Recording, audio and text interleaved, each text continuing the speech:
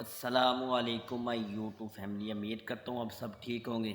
ناظرین، آج میں آپ کے لیے بہت ہی خوبصورت بیان لے کر حاضر ہوا ہوں، جس کو بیان کریں گے پیر محمد اجمل رضا قادری صاحب۔ وہ اس بیان کے اندر بتاتے ہیں کہ اپنی زندگی کو کیسے ہم بدل سکتے ہیں، اپنی زندگی کو اچھی طرح سے ہم کیسے استعمال کر سکتے ہیں اور بہترین طریقے سے ہم گزار سکتے ہیں۔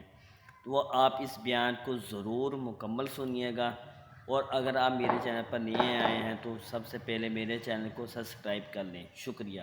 تو آئیں بیان شروع کرتے ہیں۔ میں نے کچھ لوگوں کو دیکھا ہے، اگر کوئی نیک کام کر لیتے ہیں نا تو پھر وہ کہتے ہیں چونکہ میں نے کیا لہذا ساری دنیا فوراً یہ کرے۔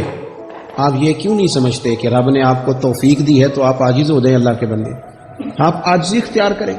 وہ کہتے ہیں چونکہ میں کرتا ہوں لہذا میں اب اتنا بڑا آدمی ہوں تو فلانے بندے تو ٹھیک ہی نہیں۔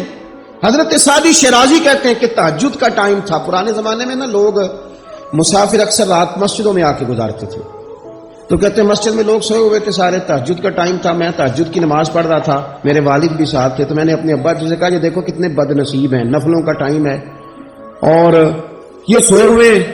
تو فرماتے ہیں میرے والد کہنے لگے کاش تو بھی سویا ہی رہتا، لوگوں کے کپڑے تو نہ پھاڑتا۔